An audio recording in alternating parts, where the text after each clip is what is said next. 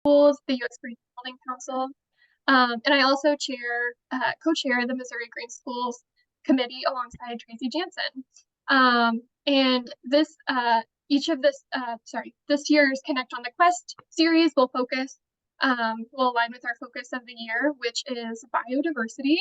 As a quick note, we'd love for all of you to get to know each other more and invite you to use the chat to introduce yourself. And if you're participating in the Green Schools Quest as a school or a mentor, we'd also encourage you to share a little bit about the project that you're working on this year if you choose. The chat's where you can also feel free to insert comments and questions and resources throughout our time together today. So I'm excited to introduce our two presenters who will showcase successful strategies and their favorite resources to help integrate biodiversity into classroom learning. Following these quick presentations, we'll have time for Q&A, and then we'll open it up to hear from you all on successful strategies that you found, or even challenges that you're facing in getting kids outside and discussing biodiversity. So without further ado, I'm excited to introduce Tracy Jansen. Tracy is the Idea Lab and STEM specialist at Kaiser Elementary School in Kirkwood School District, and as I said, co-chair of the Missouri Green Schools Committee. So thank you, Tracy. Absolutely. Thank you, Hannah. And I just want to apologize to start. My voice is kind of scratchy because I'm at the end of a terrible, terrible cold. So thank you for your understanding if I flub a little bit or need to pause for a drink of water. All right. Well, welcome once again. I'm going to go ahead and share my screen for the presentation today and in the slideshow. Can everybody see it? Awesome. Good. So as Hannah introduced, I'm the Idea Lab STEM specialist for Kaiser Elementary in Kirkwood School District. This is a piloted program that we're providing for this school year to incorporate more STEM opportunities for our children K through 5. I work with all abilities within my classroom, the kindergarten through fifth grade ages across my entire school day. And I'm going to share with you a breakdown as to what the Idea Lab STEM specialist experience entails with focus to science and engineering instructions, as well as the design of this pilot to incorporate outdoor education. A lot of the resources that I'll share with you, I'm sure you're probably familiar with, but they have truly provided for the grounding for the development of this program and continue to be utilized moving forward. So welcome to Idea Lab. This is my learning space and teaching space each and every day that I'm fortunate to share with 600 children across our Kaiser family. So in the top 3 photos that you can see, is my Idea Lab room. It is cinder block. It is totally exposed urban ceiling, no ceiling tiles, no carpeting. It is a concrete floor, but it's a dynamic place for the children that's very unique, and also for me for the full instructional opportunities that I'm able to do. You'll see that we have a Lego wall, we have a tower garden, we have open shelving for math manipulatives, building structures, nature explorations, and engineering and crafting materials as well. We utilize a library, we have a robotics table, as you can see off into the corner, and it's a really welcoming space for the kids that they are able to get in and explore with me each and every day. They love this room because it's very different than their typical classroom. And we really wanted to make that way for them, really to provide for that urban industrial feel, to really see the mechanizations of what happens really behind the scenes of their classroom spaces, from literally floor to ceiling. The second part of my classroom is the bottom 3 photographs that you see. And these are just snippets of our project idea space. Idea Lab naming was incorporated out of Project Idea, which Idea in Kirkwood and specifically at Kaiser represents the acronym I for imagination, D for discovery, E for exploration, and A for adventure. And that's what we try and facilitate within our campus each and every day. So what exactly is Idea Lab? As I shared, it is a piloted science specialist experience for all Kaiser kids. This came in development, quite honestly, through our merging of our Missouri Green Schools and Green Schools Quest Committee a year ago, and inspired by what was occurring in Lindbergh School District. We developed a pilot for Kaiser. The pilot for Kaiser is with hopes that we will provide for STEM opportunities in the science specialist experience for all elementary schools, meaning all 5 elementary schools in the Kirkwood School District come next year. In general outline, I've provided instruction to 7 classes each day. An example of my current schedule is I work with a kindergarten class, first grade class, 2 second grade classes, a 3rd grade, and 2 5th grade classes as well. Within my units of study, I do 2 per year with each of those grade levels. And so we have about 28 grade levels across the entire elementary school setting with the 600 children, but each unit of study either incorporates science or engineering. My resources of focus are Project Lead the Way, which is my primary source, as well as MySci, which is a local Missouri resource created at Washington University. My responsibilities include reporting student science and engineering standards progression, and this occurs through 4 weeks of ongoing instructional lessons in a segment of either 40 or 50 minutes each. My early childhood kiddos, K through 2, I work with for 40 minutes per day, and then my upper elementary, 3rd through 5th, I work with for 50 minutes. And while I'm working with the children, their general education teacher has that time off. They are able to utilize it for planning purposes, meetings, what have you, or further professional growth on their own. Though there are some times when I do ask for a little bit of support, maybe 1 or 2 days with my little ones, just because 2 hands in the room make much more better experience than just one in facilitating the kids' learning. So when it came to the design of this opportunity, primary focus, as directed by our superintendent, was to be with Project Lead the Way. I had some background with this as a previous kindergarten, 1st and 2nd grade teacher, but as I've adopted this role as the STEM specialist, it's just grown immensely. You'll see right here in the first 3 columns what the general education teacher is responsible for, noting that they're using the MySci resource for this instruction, where I am primarily utilizing the Project Lead the Way resource and providing for science and engineering opportunities for our kids. When we went to the alignment and why we chose to go for this model is we did identify that there were just a lot of gaps in what was happening in science instruction for our children, both indoors and outdoors. And we needed to facilitate a program that would enable for the best opportunity for all children to walk away with understandings of not only content, but desires of pursuit in fields in science and engineering in the future. So this is the layout that we have piloted this year. We are going to be currently moving into review coming the beginning of 2nd semester for potential, not potential, but it will be a proposal to our school board coming up this early 2nd semester in January and February for most likely adoption for the following school year. Does anyone have any questions about the curriculum? The big difference I did want to note is typical to gen ed classroom science instruction is 4 units of study per year, where this opportunity is enabling for 5 units of study, formally instructing in an engineering unit with all of the children kindergarten through 5th grade, which had never previously happened before. So what does that look like, and how does this engineering work incorporate our outdoor campus? Well, this was what went into the design pieces. And so what I'm going to do is share with you the breakdown of how I created the program for Idea Lab to incorporate both indoors and outdoors, because the outdoors was a personal desire and a need for our campus, but it wasn't the beginning idea when it was suggested by the district. So what has happened as a result is just a full embracing of STEM education, both indoors and outdoors, by our entire Kaiser population, our children, our teachers, our staff, our administrators, and the district administration as well. So just to share, for example, the kindergarten pushes and pulls lesson, which is Project Lead the Way, you'll see the photo below. That's what's happening in Idea Lab. Within that unit of study that I'm providing to the children, fulfilling what all of the lesson objectives are and experiences, I'm then taking it the next step further and considering with that unit of study, what professional connections can we make? And that's when we went into our landscape engineering. Project Idea was completely designed as a redesign of a formal outdoor play space of our campus. It was just a traditional soccer field and traditional playground equipment. And you'll see at the end of the presentation, a short video that just shows you what our journey has been in this past decade, but the landscape engineers helped make this possible. From that work, I then took a look at the rainbow sustainability strand and saw that interconnectedness was a huge element of this, where the children would become connected with their outdoor campus and realize the importance of each space that they have to play in each day. Then from there, I was able to identify a sustainable development goal, the SDGs, that had an alignment to what instruction I'm doing in the classroom. And number 9, which was build resilient infrastructure and promote inclusive and sustainable industrialization and foster innovation. This is what I'm able to provide to the kids, just truly through play and opportunity outdoors and project idea.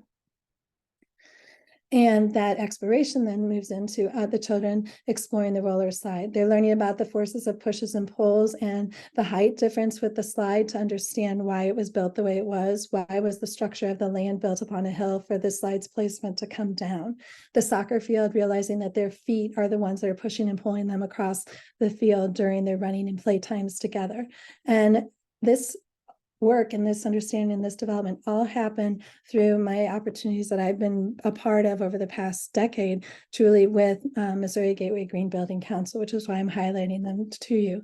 This resource of our community who helps facilitate our Green Schools Quest, as well as working in partnership with MIA, has so much to give us in our community. It has amazing professionals. It has ongoing project opportunities. It's an amazing resources for classes and connections and your own professional growth that you could apply to your own fields of experience. Just further ideas, hope trying to hit all elementary levels for second grade in our Changing Earth project. The way you study, the profession of focus was the civil engineer.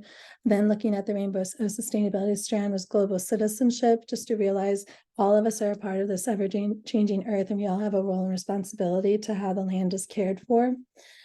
From that, the focus went into addressing with the children sustainability goals of climate action, as well as clean water and sanitation. That led into the children taking and really understanding the erosion that's happening upon our upper sidewalk area that's going down into our neighboring homes, and why we're putting in fencing structures to provide for more vegetation to grow. The kids are experiencing what we're doing immediately as an application from their content into the pursuit of a profession in the future and more.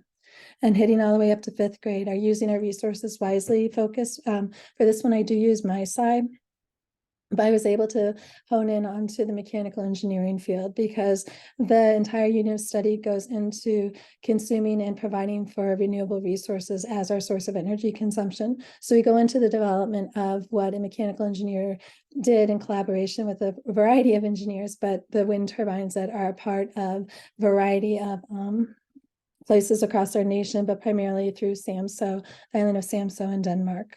We then go into talking about social justice and what this means and why Missourians have a certain piece that we're providing for in our energy consumption, where our neighboring state of Kansas has over 46%, which is in wind turbine usage. So we really talk about the social justice as to why is this happening? Why aren't we at the same level? What can we do to make the difference? And how can we provide for cleaner energy consumption as well?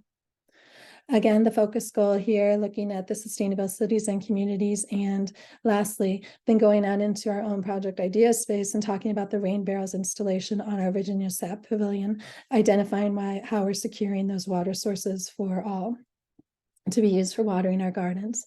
So this basic breakdown of these 5 elements, the unit of study, the profession, the rainbow, the SDG, and then the project idea exploration, this was my outline for every unit that I've been designing. And it's a work in progress because again, this is a pilot year, but the model has been wonderfully received by all and is going to continue to grow and be refined with the support of our entire science staff across the district. So another piece that I've been using, obviously, is a Green Schools Quest. I'm definitely a veteran, Arch Schools a veteran participant in this. We've been doing it since its inception in 2012, 2013 school year. And it's been an amazing program for our kids for really hearing their voice. What do they want to have happen?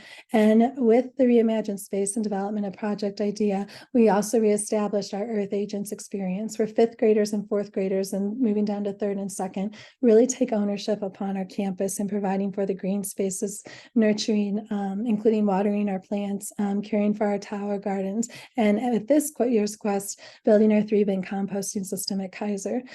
This was created based upon the design from CSTL, which I'll go into in just a moment, but it provides for, as you can see in the final photograph, the natural composting of our garden waste upon site. So they're seeing the biodiversity of the realization of they have a purpose with everything that's grown upon our campus and can be reutilized into creating soil, once again, for our community.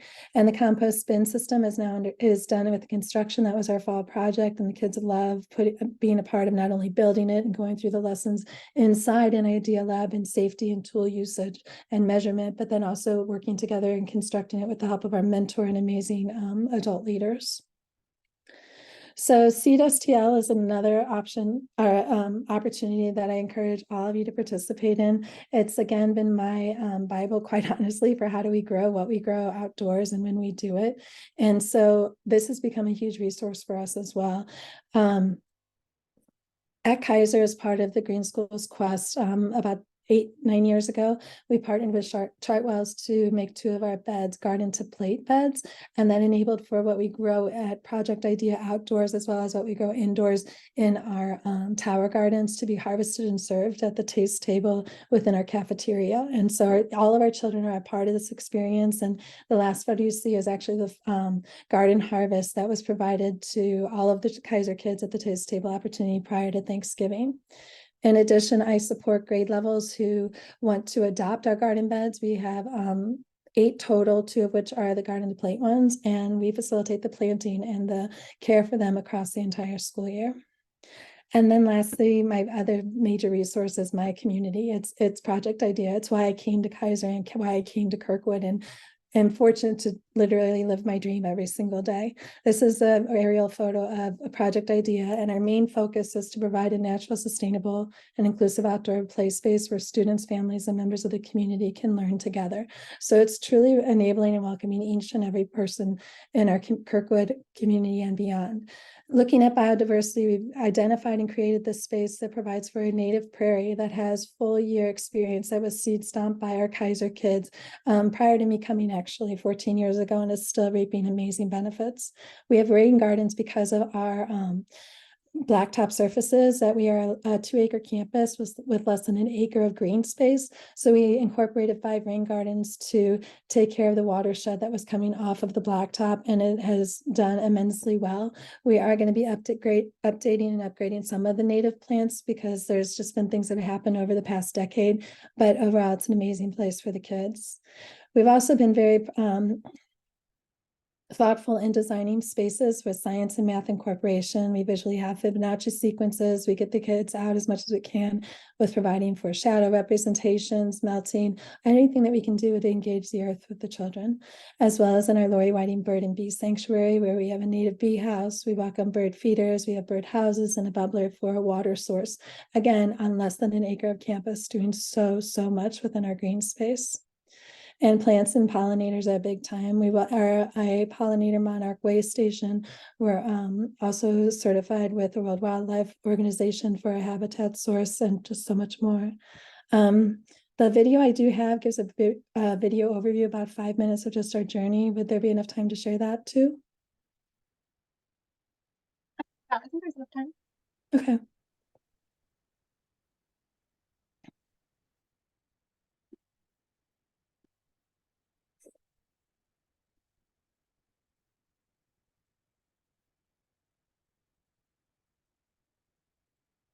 We're working. There we go. We wanted to do something different with our playground space, with the outdoor space here at Kaiser. And we had a whole bunch of people involved who said, we really need to make something different, something that our kids will really love. And it has to be someplace that is going to be fully inclusive. Well, the community at Kaiser has been really special. We knew how important nature was, and we wanted to bring more nature into our play space. I enjoy the bird and bee sanctuary because I like the bird songs. I love the little jewel pictures on the ground too. I like the honey that the bees make. I also like the beautiful sound of water flowing in the fountain rock. There is no climbing on the rocks allowed. I think you would like it. Hexagonal shade made with shade share cloth and aluminum posts provides protection and allows our outdoor learning campus to be more functional year-round for students, staff, and families. Built into the new addition of our building, this nature-themed mural contains sculpted pieces. A favorite space for children and adults. This garden includes a marimba, contrabass chimes, tuned drums, and a found object project. Each instrument was selected to match what Kaiser kids use in the music classroom. We're bringing the indoor learning outside. My favorite area are the monkey bars. This is my favorite area because you can do tricks. Another reason is you can hang upside down. You should also like it because you can swing on it. This beautiful cedar shake structure is great for hanging out with friends, taking shelter from the rain, or accessing the roller slide. You can peek out the windows to see others at play, or sit on the bench to enjoy your snack outside. On the rooftop of the shade structure, you can discover a green roof garden that can. The Hawthorne house is really fun because you can play with your friends in there, and if someone is chasing you, then you can go in there. You can eat snack in the Hawthorne house. I like playing with my friends in the Hawthorne house. It is a good house to play life. It is a good hiding space too. My friends and I play family at the Hawthorne house. I feel happy at the Hawthorne house. There are windows and you can see the sun. I feel safe there because the sun comes in. It is safe because it is a shelter. I think you would like it because it is warm with the sun shining on you. The perfect place for putting on a show or just sitting and talking. The wisteria planted on either side is gradually rising up and over the arbor to share seasonal delights in color and smell. 6 feet wide and exceeding ADA requirements, our path menders around the space create a nice 1/8 mile route for running, walking, and riding bicycles by our Kaiser kids and community. Filled with native plants grown from over 300,000 sides, all planted by Kaiser kids during winter seed stumps. This native landscape provides walkways and a native bee house for exploration and enjoyment. The soccer field is the best because it has grass on it. It is big so I can run on it. I love it because it's very easy and soft to run on. I love the garden because you can calm down and sit in a tree and think about your day. I can smell the flowers. They smell good and the taste. The garden is yummy. I love the garden. It is so fun. I love digging. It is my favorite. Named after our former principal, this first piece of our project idea space is a great spot to gather for snacks, learn in your class, or hang out with friends. This space room is provided to gather excess rainwater and holds a variety of types and sizes of rocks native to Missouri. The rain gardens are needed to be able to cleanse the water as it goes across the parking lot. So as the water runs across the parking lot, it goes into the sewer pipes and it goes to MSD for treatment. It's cleaner than if we did not have the rain gardens here. We're adding to project idea and we're really excited. But we thought we could move some things around to add some structures to give kids new play opportunities in a different location. It should be whatever Kaiser wants it to be.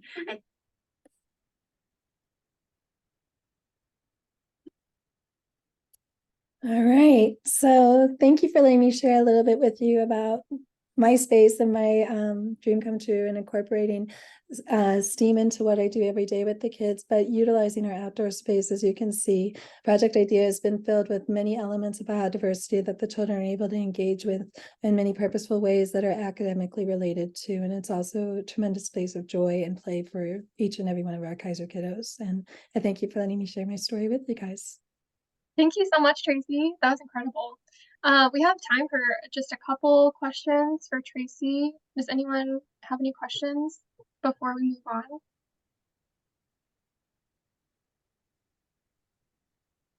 on? Luz? Yeah, Tracy, thank you for your work and it's good to see you. What is your collaboration with WashU in the project? I mean, are the children going to WashU? I saw a lot of engineering in your projects. What is that connection there? Thank you. So With WashU, they developed the MySci curriculum, and our educators, all K-5 teachers, have participated in professional development sessions through WashU and incorporating the instruction of the MySci science resource curriculum units of study in their general education classrooms. That's their primary resource that they use for science. That is our newest adoption, where I incorporate one of those units with using our resources wisely.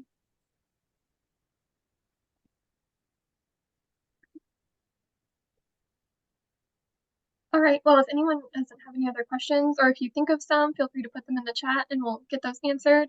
But I want to make sure that we have time to hear from Maggie McCoy, who is the Sustainability Education Coordinator at the Missouri Botanical Gardens Earthway Center. So thank you, Maggie. Okay, thanks, Hannah. And then Emily's going to help me out by sharing the presentation today. I do want to start by saying, while I am talking about biodiversity at Missouri Botanical Garden, Missouri Botanical Garden includes 4 sites here in the St. Louis area, including the main Missouri Botanical Garden near Tower Grove Park, the Butterfly House in Chesterfield, Shaw Nature Reserve in Gray Summit, and then also Litzinger Road Ecology Center. So there may very well be something that I have left out of here that deals with biodiversity that may have been a way you have previously interacted with the garden. So by no means is this comprehensive. I had 10 to 15 minutes and really was like working to narrow it down. So these are sort of my thoughts on resources from the garden that involve biodiversity, and I think some highlights that I think are really good. But there are definitely other ways to work with Missouri Botanical Garden and biodiversity. So just this picture alone is from Shaw Nature Reserve's Whitmire Wildflower Garden. So if you have not been there, it's a really beautiful place to see wild flowers and beautiful biodiversity. So I thought it was a nice way to sort of kick off the program. So next slide, Emily.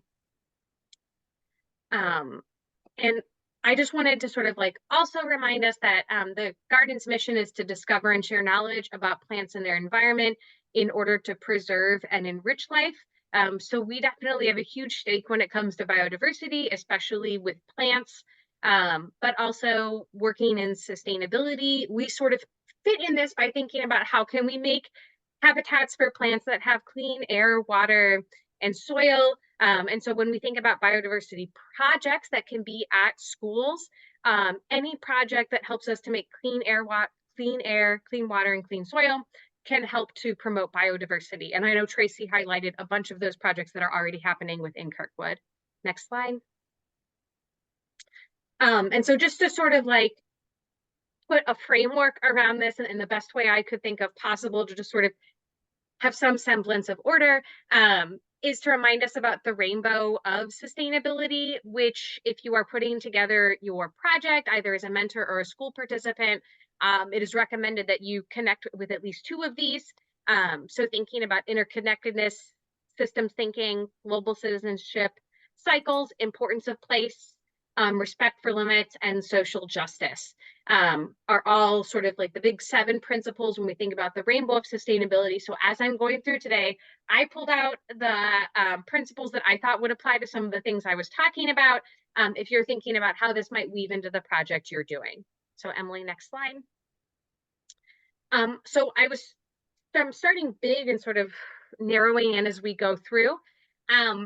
And I kind of wanted just to start by highlighting some of the science and conservation work that the garden does, both in St. Louis, but also all around the world. I think this is one of the things that, especially as we're thinking about Garden Glow this time of year and the way we interact with the garden, it's often easy to forget all the projects around the world that the garden is doing, especially those that highlight biodiversity. And the garden does so much science and conservation work, so I've narrowed it down to these 3. Which include the Center for Conservation and Sustainable Development, the William L. Brown Center, and the Center for Biodiversity Informatics. So I sort of have a slide highlighting each and the work that they do. So Emily, next slide. Okay, so the Center for Conservation and Sustainable Development. So this is one part of the garden that's really exploring and implementing new science-based approaches to conservation and sustainable use of plant diversity. So they're really focused on plant diversity and looking at different ways of thinking about that. And so a lot of it is focused on advancing biodiversity and conservation research so that we really have like a sound basis for forming our conservation strategies, but then also helping to build those practical solutions and advocating for those strategies.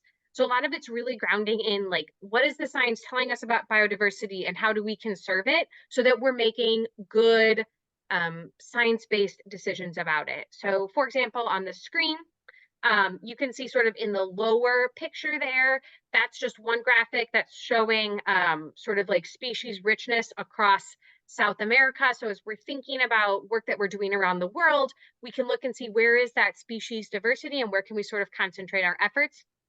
In that top half, a lot of what they also look at is how is biodiversity affected by climate change.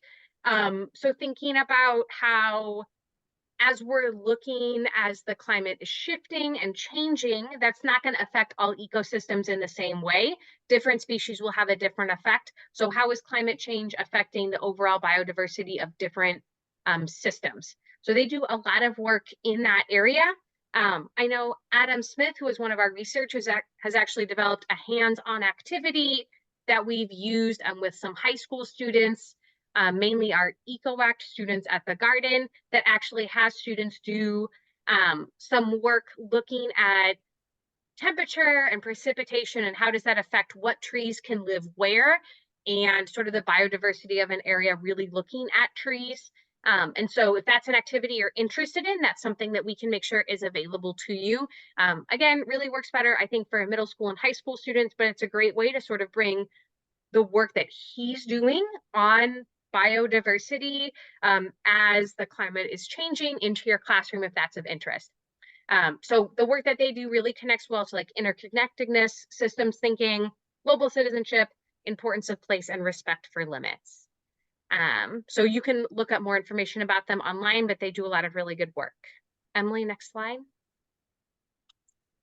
The other one, or one of the other centers that I thought was really great was the William L. Brown Center.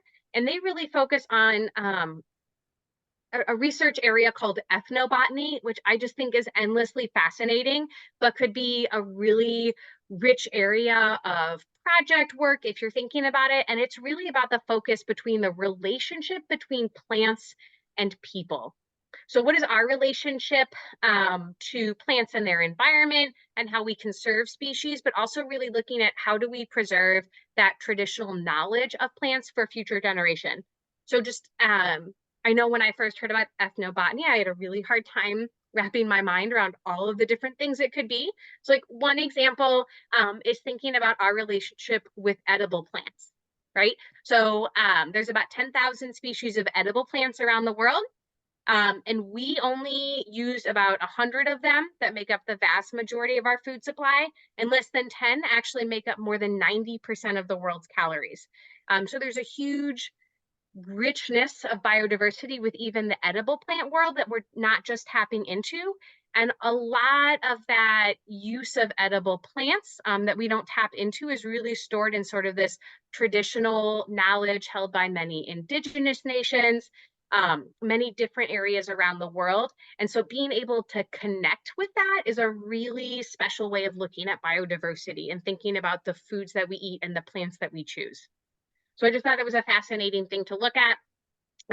Same thing basically applies to medicine and medicinal uses as well for plants. There's a ton of plants around the world. We only use a fraction of them for medicinal purposes, and yet there's a whole untapped well of knowledge about plants and their medicinal purposes that we don't really use right now, at least in the Western world. So this center is really dedicated to examining that relationship and learning more about that. So the top picture is even a wide variety of corn, as you can see, which is where we actually get a huge amount of our calories from.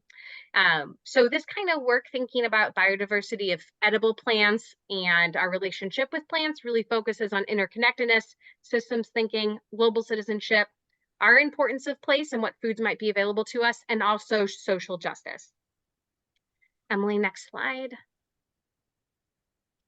And so the last center is the Center for Biodiversity Informatics, which might sound like kind of if you don't use computers a lot, might sound like kind of a scary title, but it's just our center that really looks at providing sort of innovative technology solutions to life science scholars all around the world.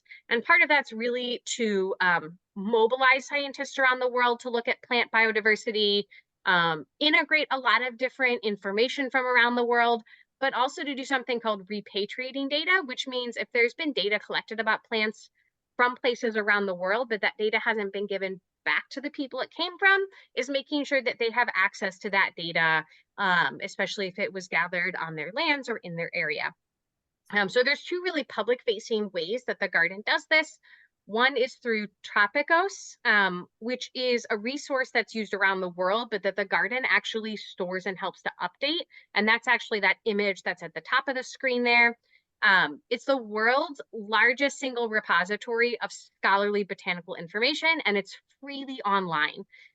So it includes like pictures of specimens, locations they were taken from, information about them. So if you want your students to study biodiversity around the world, this is a really great free resource for students to sort of tap into that information. The other one that the garden collaborates with over 30 institutions on is called World Flora Online, and that's that bottom picture there. And that really contains basically a record for every land plant that we currently know of, which right now is estimated at around 400,000. So that includes descriptions, conservation information, and images. So like if you're interested in looking at, again, biodiversity around the world and really getting good information about it, both of these resources are going to be really good and powered by Missouri Botanical Garden. So with these resources, you could really in a classroom focus on interconnectedness again, systems thinking, global citizenship, since this really spans across the world, importance of place. And I think also social justice really fits in well here because again, part of the goal has really been to make sure that everybody has access to this information and it's not just like behind a paywall, that it's really information that's available to everyone. Okay. So that's like my science and conservation overview. A really quick look at all of that. So I know it kind of went by quickly, but I do want to make sure that we have time for some of the other resources. So Emily, can you do the next slide? Okay, so the next project, which I think really fits in well with biodiversity, is a project that the Garden works with other organizations on called Biodiverse City St. Louis, which is a network of organizations. The Garden is one of the lead partners. So a network of organizations and individuals throughout St. Louis who really share a stake in improving quality of life all throughout St. Louis, using actions that help to welcome nature into our urban, suburban, and rural communities and helping to preserve that biodiversity. And so they run a lot of different projects. One of the ones that we're really hoping to come out soon is going to be the Biodiversity Atlas. So this will be an atlas of biodiversity around St. Louis that urban planners and other folks can use to plan projects, but anyone will have access to it. But other projects that biodiversity helps to run include the City Nature Challenge, which uses iNaturalist as a platform, sort of a challenge around the world, where people can collect, I guess, information about the life around them using the app iNaturalist, and then upload it, and it sort of gets recorded as being from St. Louis, and cities around the world try and get the most observation, the most species, but it's a really good way for citizen scientists to collect that kind of information. The step out with iNaturalist is a very similar one. Other ways, if you don't have students who are 13 yet, Emily, go ahead. I just was gonna ask if people could mute themselves if they're not already muted.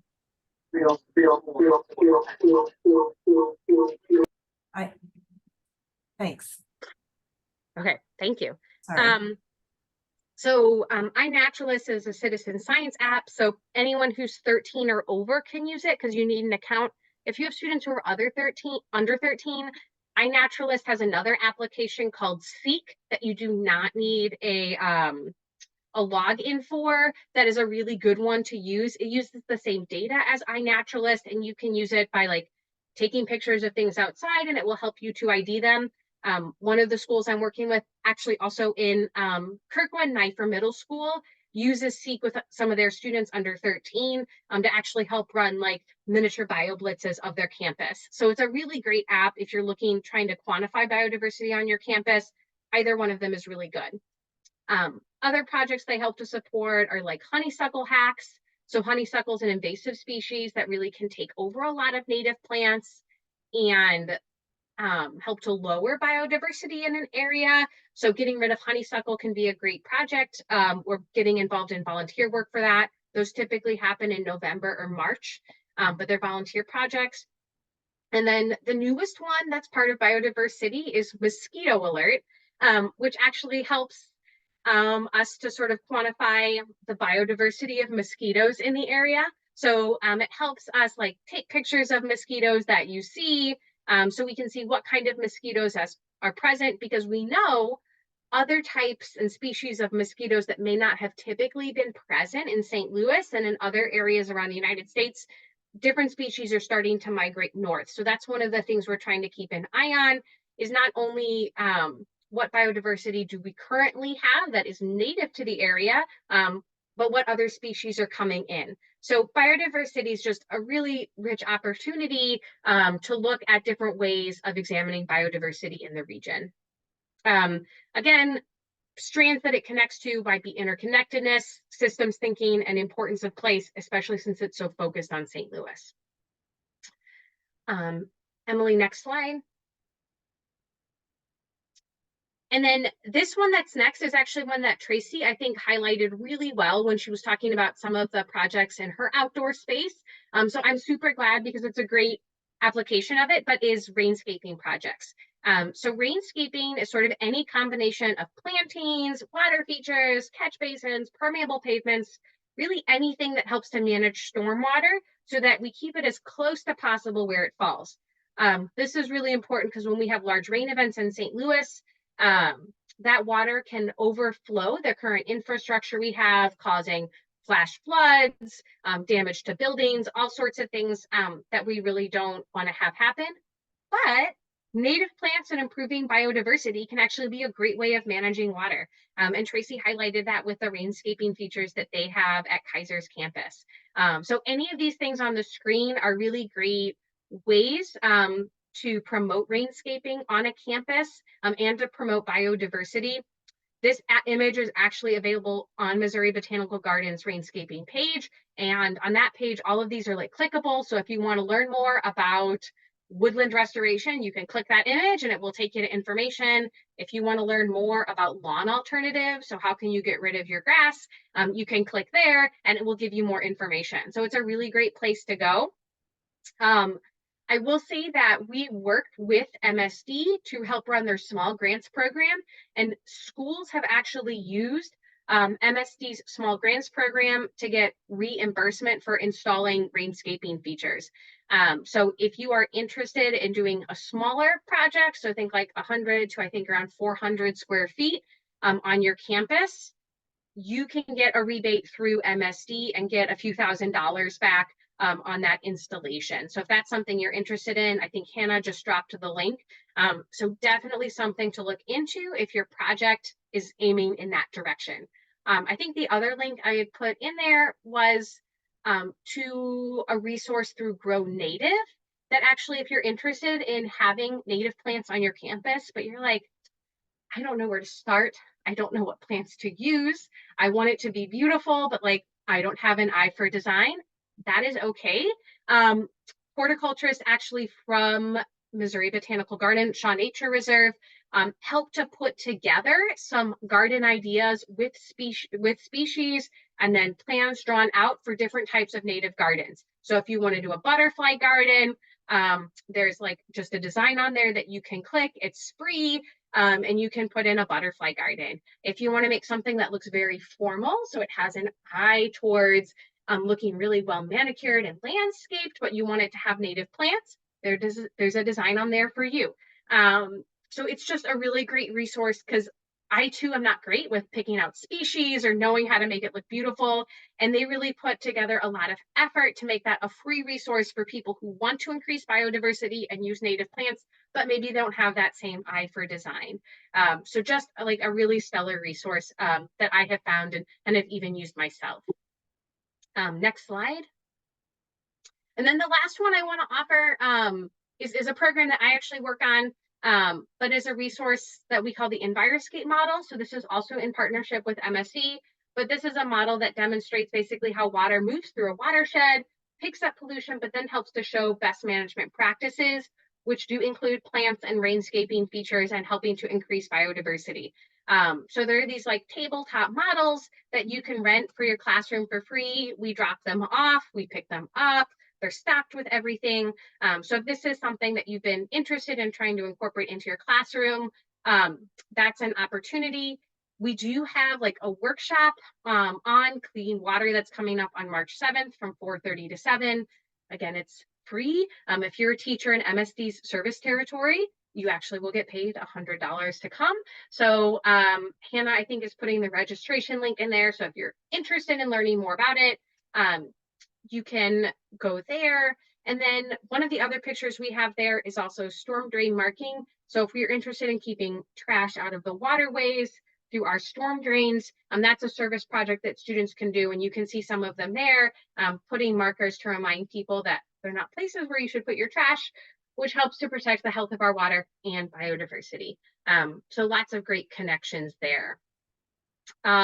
So Leslie, that is a great question. Do teachers need to be in the STL metro region to rent an Enviroscape model?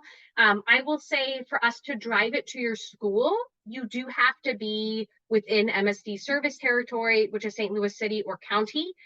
We have worked it out previously with some schools in like the Metro East, so over in Illinois, or who might be a little bit further away in St. Charles or in Jefferson County.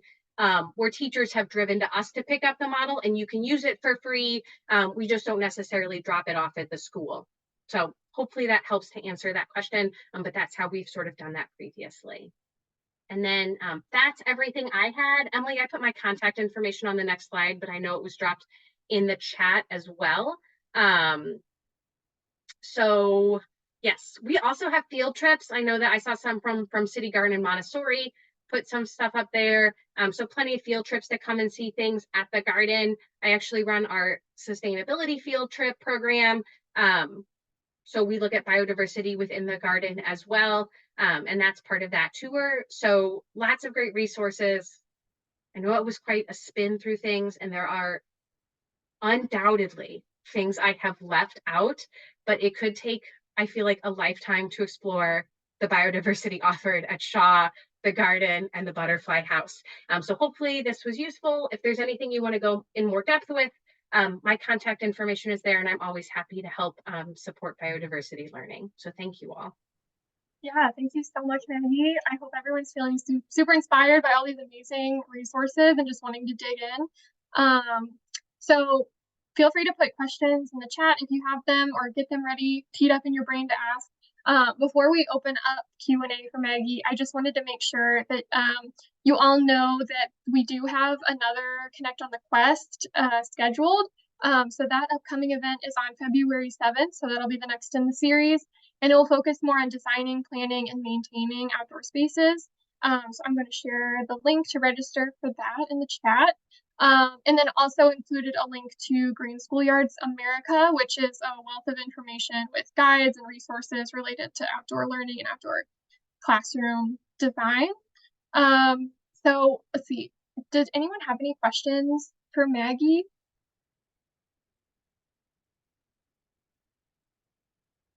So much great info. If not, or feel free to put them in the chat as you think of them. We have heard from a few mentors who offered to share a little bit about the projects that they're working on related to biodiversity. So Luce, if you were interested in sharing a little bit about the project that you're working on this year, we would love to hear a little bit of an overview, and then we can open it up for others who would like to share. Thanks, Hannah. My project is actually not on biodiversity. I have a new school this year. This is my second year as a mentor. So I'm going to be working with Bella Reeve Elementary School that has 388 students. Their I guess their interest or area of interest is sustainability plan development. And what the school is actually doing, I have not been able to meet with them because I want that first meeting to be in person so that I can not only share some of the documents that we need for them to use to submit at the end of the program, but also to meet with the students to see what resources they have and to see what resources they will want me to bring to the table. And so I had not been able to meet with them in person, but we have been exchanging, information online. The project at the school actually has, they're trying to collect 4,000 pairs of gently used shoes, which I believe are going to be sent overseas. I had no details of who is the partner overseas for the school. The interest here is to keep gently used shoes from the landfill. And so I'm curious to see what sort of research they're going to do on that. And I hope that the focus of the school is not only to do the collection of shoes and to actually ship them wherever they're sending them up, but that they actually do their research to see what's happening with pollution of our overconsumption, especially with children who change their soccer or whatever sports shoes so often in the season and throughout the year. Again, the focus with the school is to, the first thing that I did with them is actually send them the information regarding the forms that they need to complete for the photo releases of the children, both individual and at the school, also reminding them of the deadline to submit the project, and just waiting to meet with them to share the other documents. As a mentor, I think for me, it's important that they are able to look at documents that they need to complete, especially the final form, which is online, so that they have an idea of the questions and the information that they need to prepare and have ready for them to complete the form with. Other than that, I think it's moving along. They're pretty engaged. It's the entire elementary school, and I'm working with a fourth grade teacher. Thank you. That's amazing. Thank you for sharing. Excited to hear how that progresses. I also wanted to invite Leslie Moylan if you wanted to share a little bit about the project that you're working on. Sure, thanks so much. I'm working with Arcadia Valley High School this year, and I met with their guidance counselor for the high school, and she was, intrigued by the Green Schools Quest, but wasn't sure how her job, which is very full already, could, be incorporated with a Green Schools Quest project. Well, little did she know that Mia had been tossing around and having conversations. Mia is the organization that I'm the co-director of, Missouri Environmental Ed Association. And little did she know that we've been tossing about having conversations about how can we help increase green career awareness across the state. So when I found out that she was involved in, counseling kids about their options after high school, I was like, this is so awesome. And she already did a lunch and learn series with her kids and has done career fairs for the surrounding rural schools and her own rural school. So it was a pretty easy jump for her once, we kind of made that connection that a green career lunch and learn series would be awesome to bring in the whole idea of sustainability. And so that's rolling. We've invited a couple of dozen folks so far, and scheduling's underway for that. But the kids already did the MGS, the Missouri Green Schools baseline assessment. That's part of those materials that Luz was mentioning. And Nicole Thomas, their counselor, just said it was such a cool experience just to see how she's never seen them so engaged and so inquisitive and so talkative. And I was able to come and meet with them a couple weeks ago just to help them narrow down, because in our first Zoom meeting, they were like, yes, we're down with the idea for this lunch and learn series. We totally want to learn about all these different careers. And they gave me, folks that they would be interested, topics that they would be interested in learning about, how to go about finding careers in those areas. But I was able to go down and meet with them in person to talk about the like narrowing their focus, because they were like, we want to do the green career lunch and learn. We also want to just do something. A lot of them are seniors, and so they're like, we want to do something tangible through this project as well. But their ideas were just like, their minds were exploding from looking at that baseline assessment and realizing how holistic sustainability is. So I got to go meet with them in person and use some resource that Hope and lots of you all helped develop years ago, the 101 Ways to Green Your School, and had them pick from that, like, 2 things. Anyway, we narrowed it down. The whole idea was we narrowed down their idea, and lo and behold, they want to plant a few natives. So very exciting. And so that will tie into the theme, but yeah, it's been really, really exciting. It's my first time mentoring for a school that's not my child's school. So it's a totally different experience and I'm loving it. So. Oh, that's amazing. Thank you for sharing, Leslie. And it's so cool that the green careers came to the top when it was also such a focus as Tracy, as you went through your lesson design. So yeah. All right. Well, does anyone else want to share about the projects that they're working on with their schools or anything related to biodiversity or getting kids outside, successful strategies you found or challenges that you're having perhaps?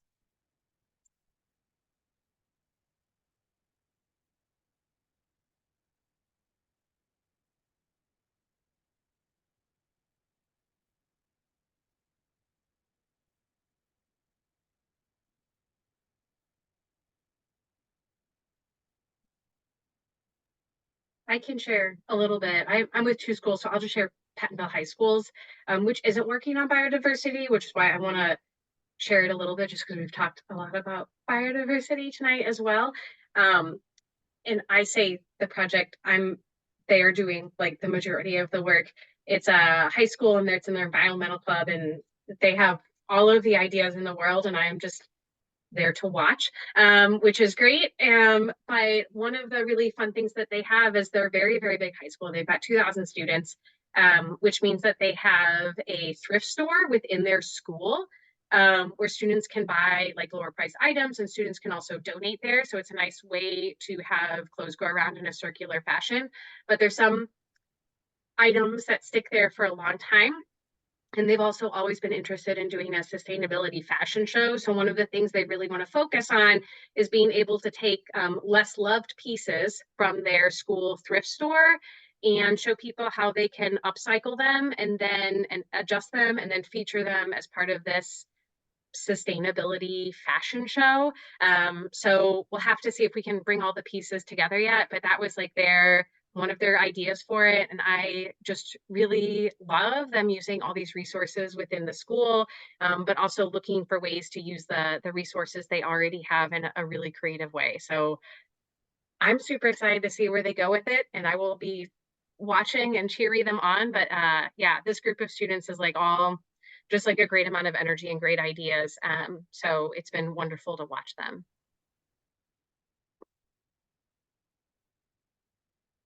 That's super cool. Thanks for sharing, Maggie. And I just put the link to the 101 Ways to Green Your School in the chat as well. All right, we have just a couple minutes if anyone else wanted to share about their project.